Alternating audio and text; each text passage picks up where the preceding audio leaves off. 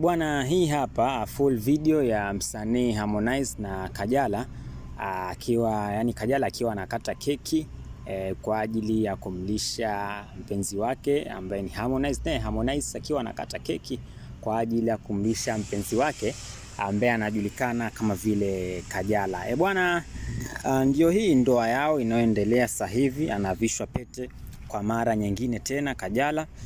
Kama ulikuwa hujui, basi sasa hivi ndio mimi mshikaji wako wa Umbea Media TV naweza kukuletea taarifa hizi na kukujulisha vile ambavyo kunaenda mpaka sasa hivi. Kajala bwana anaolewa tena kwa mara nyingine, mara anavishwa pete kwa mara ya pili. Ila hizi ndoa za Harmonize, mtazamaji, sijui kwa nini huwa hazidumu. Wanaachana akirudiana, wanaachana akirudiana, lakini ndio hivyo mapenzi ya kiusanii, mtazamaji. Ukiolewa na msanii inabidi ukubali na hali ndio kama hivi. Bwana, wengi wanasema kwamba wawili hawa wanaendana sana. Wanapoachana basi huwa kila mmoja anashuka. Inasemekana Harmonize akiwa na Kajala, basi akiwa akiposti mambo yake yanaenda viral, yanaenda vizuri, sababu wote tayari ni kiki tosha. Familia nzima ni kiki tosha. Ukianzia Paula, ukija Kajala, ukija kwa Harmonize, familia nzima yani ni familia ya kiki. Sasa ndio hivyo mambo yanavyoendelea mpaka sasa. Acha nikuache uweze kujionea vile ambavyo sherehe zinaendelea. Sherehe imeshika kabisa na sherehe inazidi kufana mno.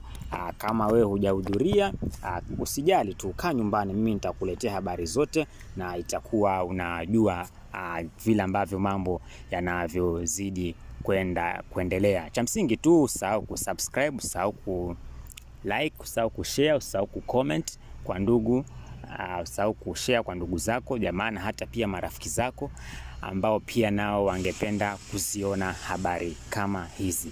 Bwana, ndoa ndio hiyo. Sasa hii ni ndoa, mtazamaji, ni ndoa inaendelea hapa, sababu Kajala anavishwa pete pale, unaona anakata keki na mambo yanaendelea kama hivyo. Bwana, sijui kama unakubali penzi lao hawa wawili, sababu wengi wanasema kwamba hili ndio penzi ambalo linazidi kuzungumzwa sana ama linazidi kuzungumziwa sana, kama kipindi kile cha msanii Diamond Platnumz alivyokuwa kwenye mahusiano na mwigizaji maarufu ambaye anajulikana kama vile Wema Sepetu.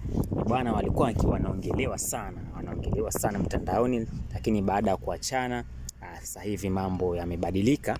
Kukatokea mwingine ambaye anaongelewa sana mtandaoni na ambaye ni huyu Mzee Konde aka Asake wa Tandahimba.